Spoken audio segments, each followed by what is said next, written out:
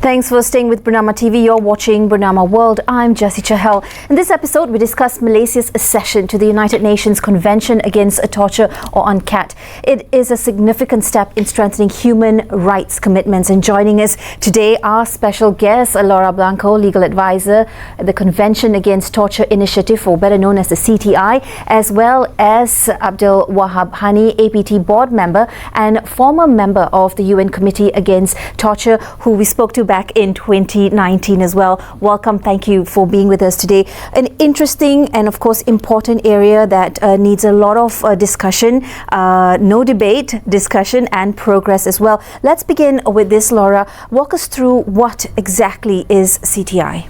Yes, thank you. So CTI is the Convention Against Torture Initiative. We're an intergovernmental initiative of a cross-regional nature, and we are led by 7 governments, namely the Bahamas, Chile, Denmark, Fiji, Ghana, Indonesia, and Morocco, each strategically located in one of the world regions. And our goal is to support states towards ratification and improved implementation of the UN Convention Against Torture, also known as UNCAT.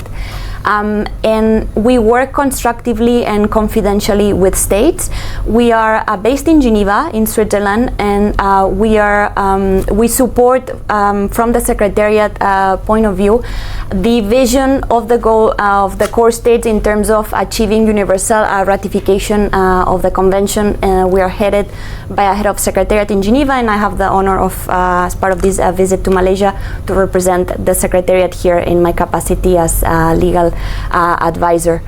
We were established initially in 2014, initially only for a 10-year period until 2024, which concluded last year, and we were most recently extended for another 6-year period in which we will focus a bit more on supporting states towards implementing the convention, but nonetheless still supporting the remaining non-state parties, including Malaysia, towards acceding to the convention. And so that is going to happen in a 2-phase plan, right?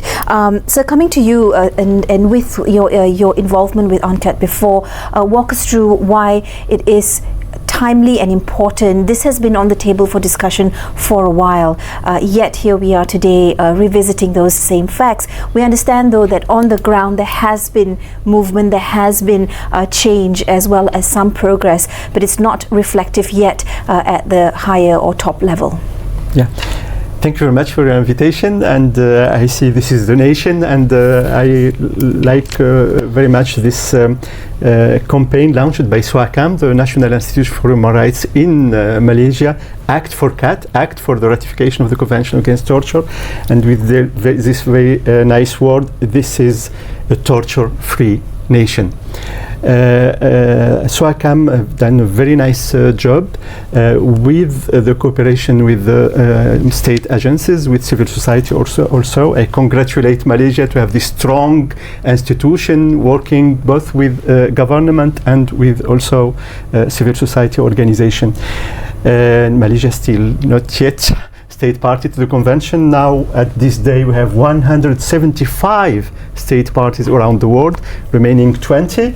Most of them small island states from the Pacific or from the Caribbean states, and 3 big states, Malaysia, Iran and India. And I hope that we can move toward the ratification as soon as possible, because Malaysia can benefit from the expertise of the UN Committee Against Torture, this treaty body composed by 10 international independent experts. It means that you can get for free recommendations to enhance your records at the domestic level, given from international expert for free, as an international public consultancy agency for free.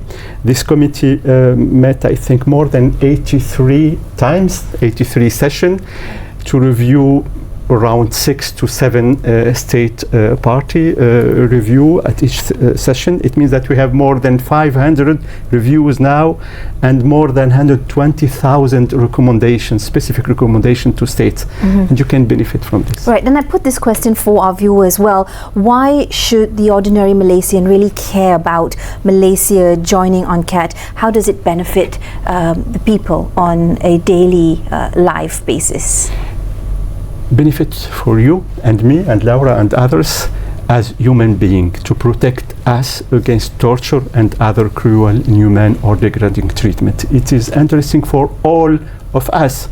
You can be minister, prime minister, you can face this risk of torture, to be tortured, and I think the convention is here to protect all of us, all human beings.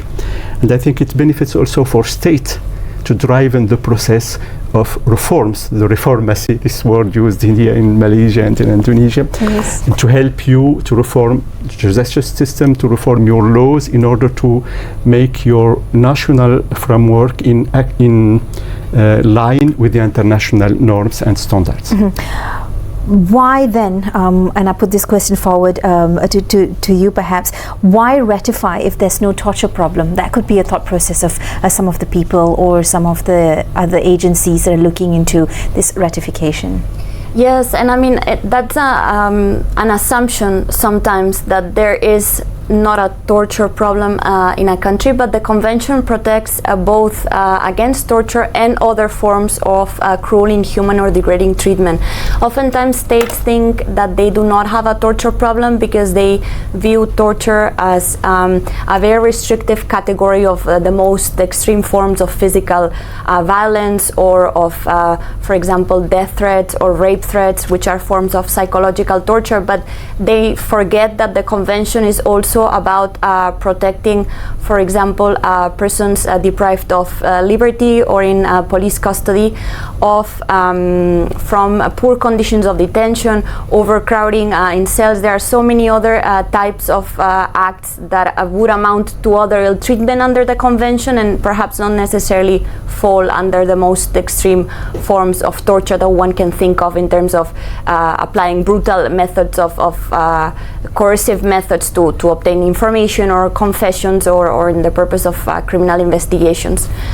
So that's why sometimes states think that they do not have a torture problem when there are also conditions of detention that need improvement, and other types of acts as well. And also there's the sometimes misperception or misconception that torture is actually a valid method of obtaining information, or perhaps not necessarily torture, but coercive, manipulative techniques or practices through which public officials would aim to extract evidence or confession from suspects. And they would not technically amount to torture under the convention as we understand it, but nonetheless have elements of psychological pressure, which the convention would also aim at protecting against. So having that in mind, come back to you. You mentioned a couple of countries earlier that are also have not ratified yet, India and Iran.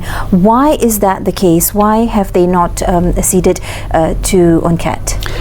I think we have two categories. The first category is the small island states. They face some technical problem, not linked to the political will. And we have another category, the big three, and with Myanmar also. There are some issues, especially for Malaysia, for example, the issue of corporal punishment as judiciary punishment, or in the Sharia court, or also in school. Or at home, some corporal punishment for children, for example, at school. There are some serious issues I think the government need to address with the help of SUACAM, CTI, different other organization and structure. But I think that we can move forward. The situation in Malaysia, it's different to the situation of Myanmar, for example, of the situation of civil war, etc., and aggression and repression against Rohingya, other minorities. I think Malaysia is more peaceful society, and I think the ratification can help also to fight against any kind of violence inside the society, because the state is responsible under the convention for action of torture, prohibited action of torture, and also for inaction. Because state need to enact law to protect you and me against any kind of violence, ill treatment at school, at home, in private sphere also. And I think this convention can help a lot. now the situation in Malaysia, we have some improvement. We have the prohibition of torture. We have some element also on the penal code on the inadmissibility of informations or confessions obtained under constraints, under torture. We have some other elements related to the fundamental legal safeguards where you are arrested. You need to be informed about charges against you. You need to be to have access to lawyer, to physicians, to contact your family, etc. And there are many elements inside the national, the domestic legal framework in Malaysia who protect people against torture and ill treatment. But we need to move to the ratification and to this international norm against torture and other ill treatment. Right, so let's go to some of those highlights in terms of the progress that CTI has made. You spoke about a few of them in the past 10 years in terms of supporting states to ratify the convention, Laura. Yes, so we set ourselves a very ambitious goal, which was when we were launched in 2014 to reach universal ratification of the convention by 2024. In 10 years of work, we haven't reached universal ratification. We're almost there. As Mr. Hani said, there are 175 states parties to the convention and only 20 countries left worldwide to ratify, among which Malaysia. In the last 10 years, through the work of CTI, we've supported more than half of the 21 states that have become a party to the convention in the last 10 years. That's about 2 states per year. So we've been able also to, thanks to holding constructive and confidential dialogue, such as the one that we held on Monday in partnership with 𝐁𝐄𝐑𝐿 in Putrajaya, we've managed to convene government officials in safe, constructive, no name, no shame spaces where they felt comfortable sharing good practices, but also importantly challenges which in other settings they might have not been able to discuss at length, since torture and other treatment can be quite sensitive topics to discuss, especially to be able to freely speak about challenges. And in terms of progress as well, we've been able as well to support a large number of states on implementation of the Convention Against Torture. There's over 170 states worldwide that have attended CTI's events and activities, both in Geneva, where we're based, but also in the regions. And for Asia Pacific, we've through the hosting of the government of Indonesia as one of our core states, held 3 major regional seminars in Bali, in Indonesia, which were also attended by Malaysia, both from the government side and 𝐁𝐄𝐿. So that also shows that Malaysia has shown commitment towards torture prevention and response. What is that extraordinary approach that you think CTI has when it comes to the state-to-state support? Yeah, that's precisely it. The fact that we're a state-led initiative and that we are constituted by states, for states, has allowed us, as I was saying, to build confidence among other states and to reach stakeholders, which at times civil society organizations, perhaps because of slightly tougher or more vocal advocacy methods, have generated perhaps fear among state officials in terms of being able to freely discuss. So, and also importantly, the fact that we are headed by 7 states, which the 7 are of course parties to the convention, but that they also have their own challenges. They are still, it's an ongoing process implementing the convention following ratification, and they have also felt at ease to share their own challenges with other states, and also to encourage them to see accession as the start of a process through which you as a state can build and reform and improve your legislative, policy, institutional framework. So I think that's the key benefit or significance of CTI as a diplomatic initiative. Right. We zoom in back here in the country. Why is the delay risky for Malaysia? Difficult question. I think it is legitimate to give space to discussion, because inside the society, inside the state agencies, you can have different point of view. You can have some more progressist approach, more conservative one.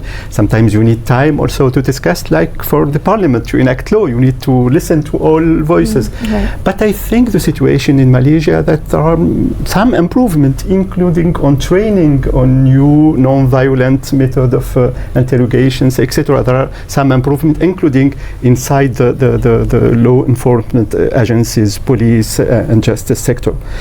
And now I think time is ready for Malaysia to move forward the ratification. CTI was launched in 2014 at the occasion of the commemoration of the 30th anniversary of the convention, in order to commemorate the 40th anniversary with the universal ratification.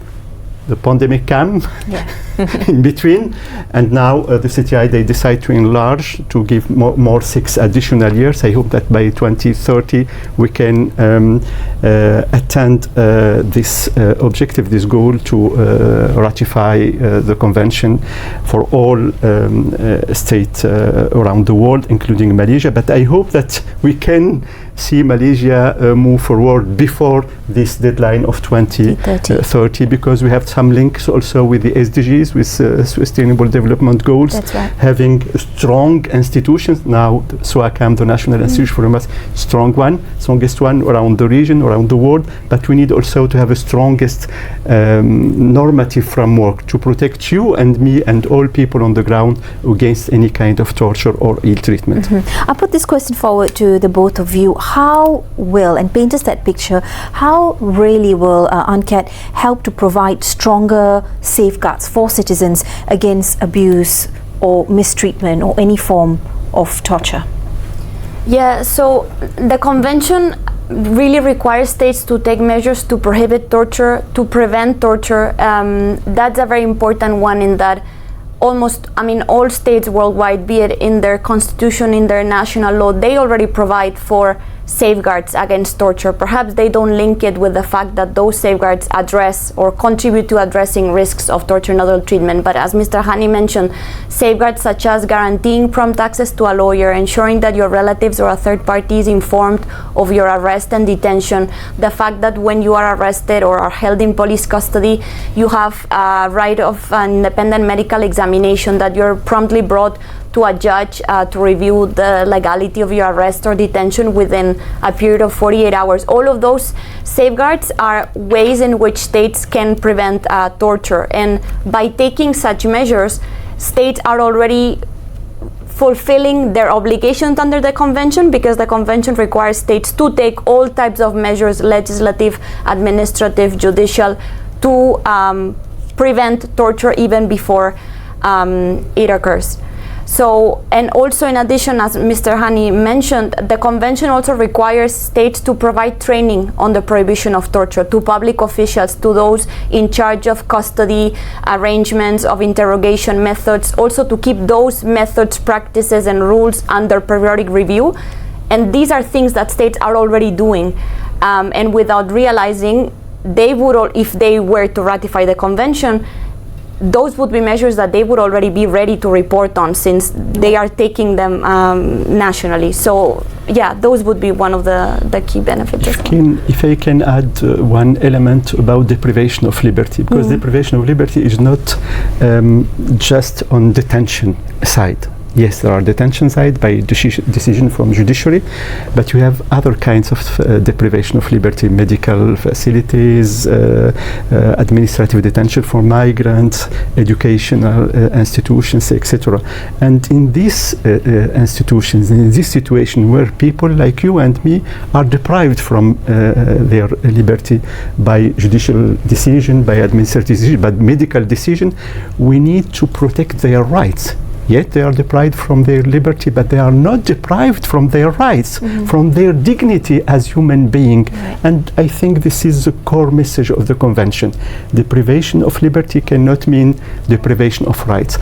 And the whole spirit of the convention, that we need to prevent torture and other kinds of ill treatment, and to prevent our rights, our dignity, especially in the situation of deprivation of liberty. As important and as urgent as this is, can Malaysia ratify the convention if its domestic legal framework is still not fully compliant? Is that something that will work, or is that a starting point perhaps? That's a question that we often get, and that states also, I must acknowledge, have different ways of going about it. The answer would be that from at least CTI's perspective, but also from the Committee Against Torture's perspective, states should consider acceding to the convention, and then, as I said before, see this as only the start of the process through which they can gradually improve and bring into line with the convention their domestic legal policy institutional framework. So the short answer would be yes. Malaysia should totally be encouraged to consider acceding the convention. It already has a very good solid basis, has made a lot of progress on torture prevention, some practical measures. For example, Malaysia has established custodial health units through which, in partnership with the Ministry of Health, through which detainees held in police lockups are guaranteed prompt independent medical examination. So it has a really good basis already upon which to continue building torture prevention efforts. So the answer would be yes, but sometimes it's a bit of a chicken and an egg question of, do we need to be fully compliant first? Do we need to have enabling legislation before ratifying? That's the approach that at times some states have taken, but the short answer would be total encouragement towards considering accession. Right. I think we need to have the minimum of solid institutions and law, and Malaysia have solid institutions and solid judicial system, solid agencies, solid police agencies, solid national human rights institution, vibrant civil society. I see this is exciting. And I think you cannot expect 100% you see compliance, full compliance. And the idea of the convention is to have this regular periodic review every 4 years. It means challenges change, the norms also change of the international law. 40 years ago or 50 years ago, it was allowed, including in Western country, caning, for example. True. Now it's prohibited. And I think we need to accept this idea that we can. If you look to the history of this committee, the first session was held in Geneva on April 1988. And now we'll have the 83rd session. Some states, they come before the committee 7-8 times. Every 4 years you come, you have recommendation, and the committee assess, this expert committee assess the implementation, and this is a continual work. You cannot wait 100% or 1,000, it is impossible. Right. And I think the situation we assess it now in Malaysia, that the state is ready, the state institutions, the population, the right holders, you and me, I think, on the ground, are ready to accept this protection under the umbrella of the UN Convention Against Torture. I want to thank you both for coming in and shedding light on this to create awareness, to educate, but also to make us all understand why this is urgent and why it is an important point to consider for you and I. Well, that's a wrap for this hour's broadcast. Don't forget to visit Bernama.com. Of course, follow us on our social media channels, YouTube, X, Instagram, Facebook, for the latest updates. This has been The World on Bernama TV. I'm Jessie Chahong. Thanks for watching. Bye-bye.